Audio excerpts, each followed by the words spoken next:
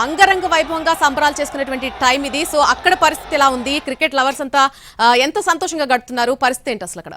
నల్లి అసలు ఉత్కంఠభరితంగా సాగినటువంటి మ్యాచ్లో భారత్ ఛాంపియన్స్ ట్రోఫీ 2025 విజేతగా నిలిచింది. చూసాం మనం ఈజీగా గెలవాల్సినటువంటి మ్యాచ్ 35th ఓవర్లోనే ముగిస్తారు అనుకున్నటువంటి మ్యాచ్ కాస్త ఒక్కసారిగా స్పిన్నర్లు కట్టడి చేయడంతో భారత బ్యాటర్లు కూడా కాస్త ఇబ్బంది పడినటువంటి పరిస్థితి. ఆల్మోస్ట్ 49th ఓవర్ వరకు మ్యాచ్ వస్తుందని కూడా ఎవరు ఎక్స్పెక్ట్ చేయలేదు. టార్గెట్ చాలా తక్కువగా ఉన్నా కూడా స్పిన్కు పూర్తి స్థాయిలో అనుకూలిస్తున్నటువంటి పిచ్ పైన భారత బ్యాటర్లు చేస్ చేయడానికి చాలా తడబడ్డారు.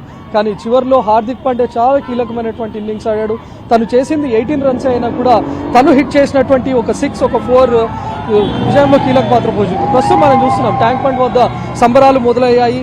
ఫ్యాన్స్ అంతా ఎదురు చూస్తూ ఉన్నారు. ఛాంపియన్స్ ట్రోఫీ మొదలైనప్పటి నుంచే చూస్తే ఖచ్చితంగా ఇండియా విజయం సాధించి తీరుతుంది అనే కాన్ఫిడెన్స్ కూడా ప్రతి టీమిండియా ఫ్యాన్స్లో ఉండేది. అయితే ఫైనల్ మ్యాచ్లో ఎప్పుడైతే న్యూజిలాండ్ వచ్చిందో న్యూజిలాండ్ సెమీస్లో సౌత్ ఆఫ్రికాతో ఆడినటువంటి తీరును చూస్తే ఒక ఉత్కంఠ రేపింది. అందులోనూ కాస్త టెన్షన్గా కూడా ఉండింది. ఎందుకంటే 230 వరకే కట్టడి అవ్వాల్సినటువంటి న్యూజిలాండ్ ఆల్మోస్ట్ 250 వరకు వచ్చింది. ఈవెన్ స్పిన్కు భారీగా అనుకూలిస్తుంది. దుబాయ్ పిచ్ పైన 250 రన్స్ చేస్ చేయడం అనేది కూడా చాలా కష్టం. కానీ ఆరంభంలో కెప్టెన్ రోహిత్ శర్మ చాలా దూకుడుగా ఆడాడు. పవర్ ప్లేలోనే మంచి స్కోర్ కూడా టీమిండియాకు అందించాడు. దాంతో చాలా ఈజీగా గెలిచేస్తాం, ఈవెన్ 35th ఓవర్లో వరకే మనం విన్ అవుతామని అనుకున్నటువంటి టైంలో ఎప్పుడైతే రోహిత్ శర్మ అవుట్ అయ్యాడో వెంటనే విరాట్ కోహ్లీ కూడా అవుట్ అయిపోయాడో చాలా జాగ్రత్తగా ఆడాల్సి వచ్చింది. టీమిండియా బ్యాటర్లు కూడా నిలకడగా ఆడుతూ ఇన్నింగ్స్ను చక్కదిద్దాల్సినటువంటి పరిస్థితి వచ్చింది. ఇక చివరిలో అక్షర్ పటేల్ అదేవిధంగా వెంటనే హార్దిక్ పాండ్యా అవుట్ అయినా కూడా జడేజా ఉన్నాడులే అనే కాన్ఫిడెన్స్ ఉన్నప్పటికీ ఇక జడేజా అవుట్ అయితే పరిస్థితి ఏంటి అనే దాకా కూడా మ్యాచ్ వచ్చింది. చాలా ఉత్కంఠభరితంగా సాగింది. ఈవెన్ ఫస్ట్ బ్యాటింగ్ న్యూజిలాండ్ చేస్తున్నటువంటి టైంలో కూడా అసలు ఛాంపియన్స్ ట్రోఫీ ఫైనల్ మజా రావడం లేదు అని అనుకున్నారు.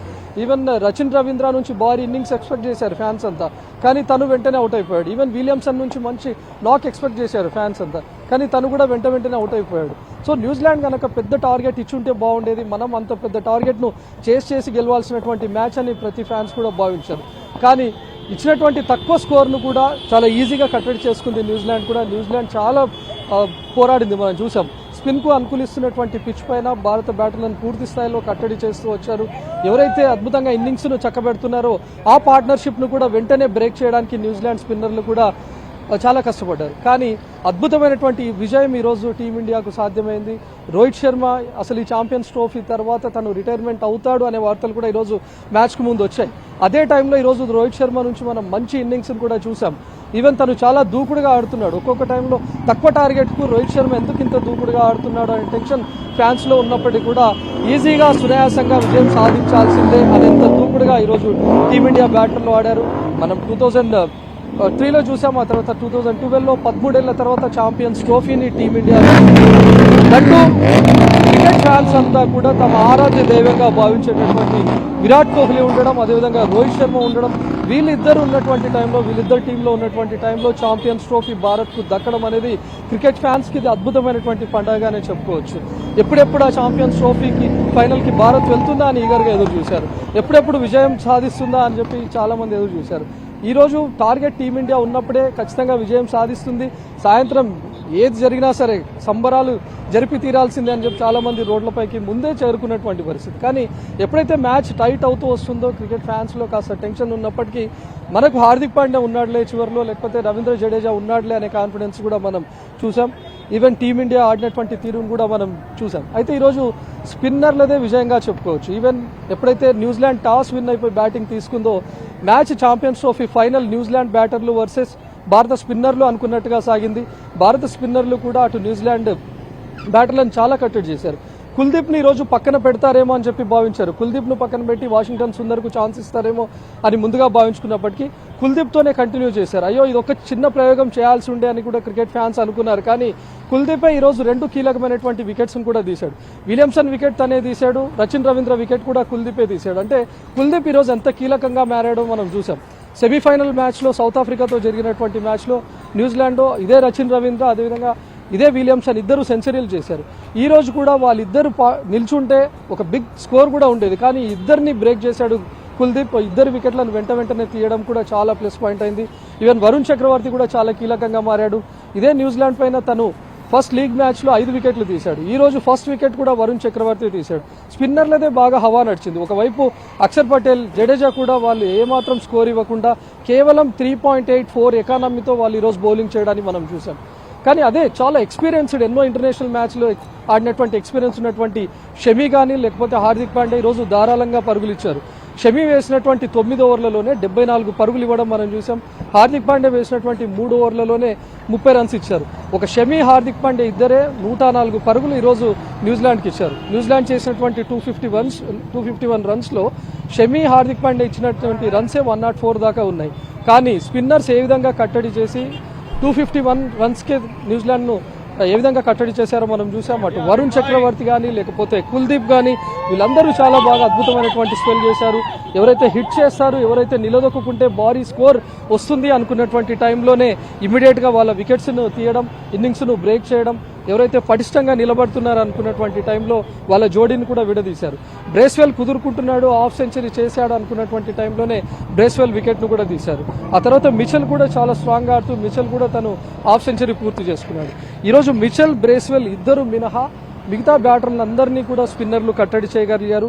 ఈవెన్ ఇండియా బ్యాటింగ్ ఆడుతున్నటువంటి టైంలో కూడా న్యూజిలాండ్ స్పిన్నర్లు రెచ్చిపోయారు. ఈవెన్ శాట్నర్ నుంచి చూసాం మనం, బ్రేస్వెల్ నుంచి అద్భుతమైనటువంటి బౌలింగ్ చూసాం.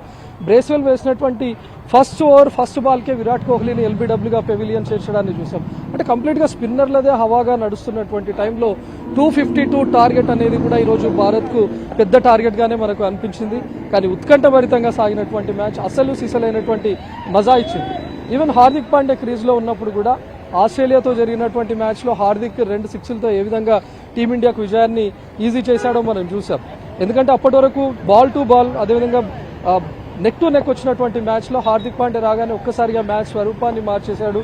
వెంటనే తను 2 సిక్స్లు హిట్ చేయడంతో ఆ రోజు జరిగినటువంటి ఆస్ట్రేలియాతో మ్యాచ్లో మనం ఈజీగా విన్ అయ్యాం. ఈవెన్ పాకిస్తాన్తో జరిగినటువంటి మ్యాచ్లో కూడా హార్దిక్ చాలా కీలకమైనటువంటి రోల్ పోషించాడు.